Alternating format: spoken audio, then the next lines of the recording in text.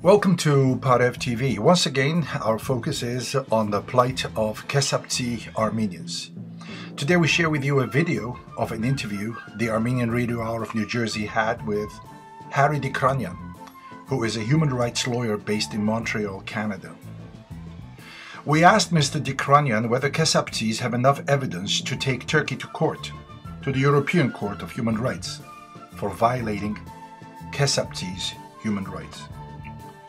Mr. Dikranian and other members of the Armenian Bar Association are studying the whole situation, and especially the role of Turkey, and trying to come up with justifiable evidence that Turkey was involved in the tragedy that befell Kessab Armenians.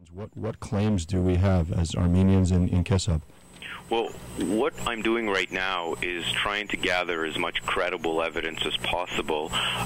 We're also working with various people who have agreed to possibly come forward as a plaintiff. What we need to establish is that Turkey was involved directly or indirectly in the targeted attacks on Kessab. It's not just the attorneys in the United States. It's actually an international effort, and that explains in part my presence here, and also the fact that this would be a lawsuit at the European Court of Human Rights in France. So it's a worldwide effort to try to come to the aid of the Armenian refugees who have fled Kessab. So this is what I thought of first of all, and I'm sure a lot of people wonder, is there precedent for something like this? We live in a very litigious society, to take it a little bit from a negative side, but there are positive things that of course come out of it. What kind of precedent has been set to allow for this to happen? Well, the European Convention sets the ground rules when civilians are targeted in non-military areas. And as my understanding is, and one of my colleagues is actually on his way to Latakia, was on his way yesterday to confirm that there was not any military presence in Kessab, that there was not any Syrian military presence on the Syrian side, and that there was an understanding that there would not be one on the Turkish side, even at the border. So there certainly is, the convention foresees, considers this a violation, that when civilians are targeted in this way and there are no legitimate military objectives, then there certainly is, the European Convention certainly gives a right of action. What kind of criteria specifically are you looking for from a potential claimant, individuals that you're looking maybe to come forward or that you're going to be interviewing, and who will you, I don't want to say choose, but who will you defend? It's well, the criteria that we're looking at is basically the right to life, liberty, and the security of the person that's been violated. So any individual whose homes were targeted, were damaged. There have been really conflicting reports about loss of life, and that's something that we really need to have very solid on right now. I mean, there have been reports that there were 80 people killed, and then there were some contradictions to that, and that really, because the facts seem to be coming in bits and pieces, whether it's from Latakia, Anjar, or Beirut, or Aleppo, we really need first-hand information. We need sworn declarations, and that's why we have one attorney who's, like I said, on his way to Latakia. It's the chairman, actually, of the Armenian Bar Association. Garo Hazarian is on his way there, and we've tasked him with trying to obtain sworn declarations from individuals about what's happened there. Garo Asgavartan Abdone, Urachen Givankam Shnoragal Haytank for Mez Head Gabbahes, Montreal, and Yavaspeci, Head Akrakan de Junior Gapajnes, Merjo, in Head Martkaini Ravukner, Guzen Pasht Panel Polus, Zanazan de Sagidi, Martkaini Ravukner, Basht Panats and Gangalescent, Vorkan Iradese, Ice Martkaini Ravukner, Basht Panel Kessab Hayutian, Yevorkan Iradese, Bahanchel Voyve, Pan Turkaravaruchinen.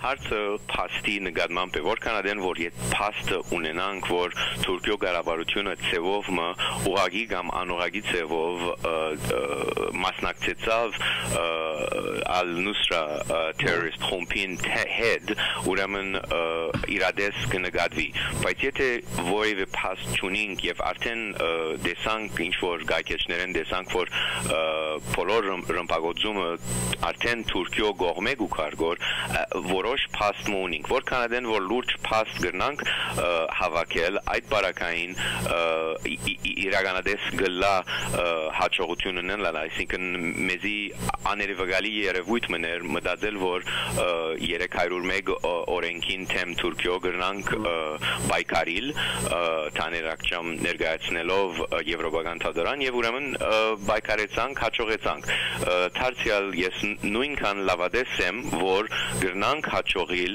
Թուրքիո կառավարության թեմ, բայց փաստը պետք է հավաքենք, փաստերը պետք է հավաքենք, ուրեմն ծեր լսողները, ծեր պրոգրամի լսողները եթե գրնան ինձի հետ գաբի մեջ մտնալ email-ով, եթե իրենք ասկական հարազատ ունին, որ այսպիսի փաստեր ունին, ուրեմն այն բան պիտի ուզեի կխնդրեմ, որ իրենք հետերնից գաբի մեջ մտնան, որ այդ փաստերը առաջ բերեն եւ ուրեմն մեր թատնալ մեր թադին գողնագիցը լան։ Արի ճուն մոդեն գեդևիս կեսաբի մեջ բադացերուն ինչպես ասիր բարեկամներ հետ կոլեգներ հետ մեկ այդ լատակիայի մեջ է ինչ են վերջին լուրեր որ դու ստացած ես ինչ է գացությունը մենք բոլորս կխոսենք գդակրկրվենք կուզենք ամենա մանր դերակցությունները ստանալ ինչ է գացությունը այսօր Ինչ որ ես լսեցի այն է որ կյանքի գորուստ չէ եղած երեք եկեղեցիները որ Քեսաբի մեջ են ինչ որ ես կլսեմ չեն վնասված բայց շատ ինչպես անգլերեն ասենք conflicting reports դարբեր փաստեր կլսենք բայց իմ գաբերս ասենք հայտարարի հանձնախումբի ընկերներու հետ այն են որ լուրջ գորուստ չէ եղած material damage ասելով բայց այդ ես փանչունիմ ինչպես կսեն I'm looking for sworn declarations from individuals, from eyewitnesses, and personally I don't have any right now. That's what we're waiting to collect. So the three churches in Kessab, there was a Catholic church, a Protestant Armenian church, and an Armenian.